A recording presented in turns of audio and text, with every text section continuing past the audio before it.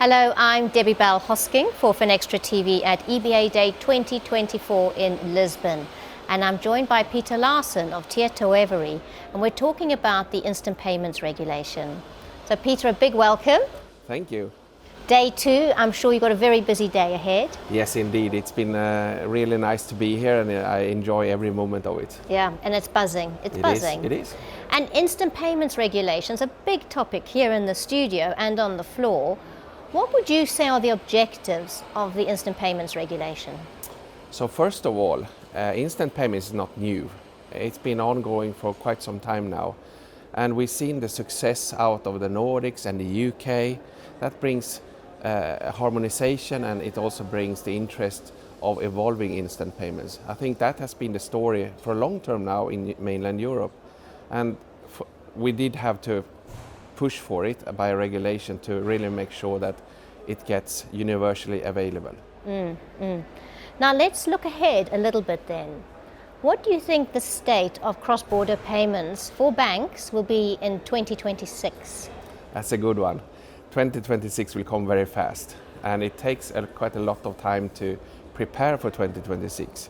So in order to be ready for 2026, I think everyone should already start. I know plenty of banks already started, but it's never too late to really get started right now. So for 2026, I do see that the majority of banks have absorbed and adopted instant payments. It becomes more of a universal standard for banks to operate, and that will be the core and baseline for moving forward of what can be done in the future. So first of all, uptake of instant payments, but then also the expectation of what can be the next stage of it.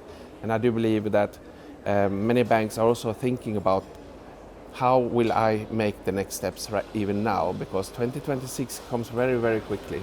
Absolutely. And I mean innovation, we're absorbing so much innovation. A new payments infrastructure, let's talk about the customers. What does a new payments infrastructure mean for customers in the long term? So every bank will have their own take on innovation and expectation.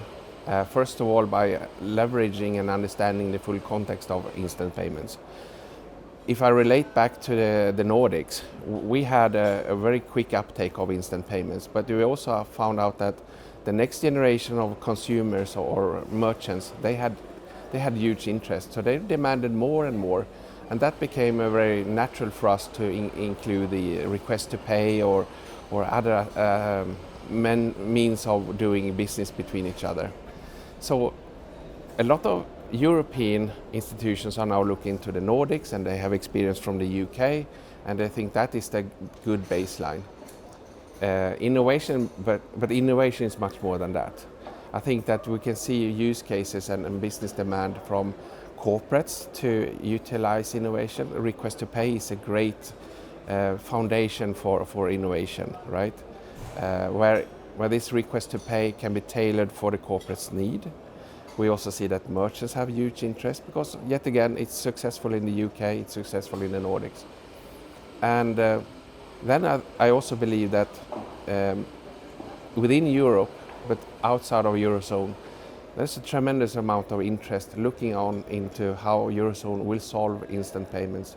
So that will also drive impact and interest from a wider market area. Now, let's look at payments as a service. How can a sustainable business be built with payments as a service? So yes, I speak a lot about sustainability because that's how you can make the best out of it. Should I have a big IT organization to serve my needs, or can I buy it off the shelf? And recent years have proven that off the shelf is really, really good option nowadays. You get the full managed service, and the sustainability is that these services are updated and maintained.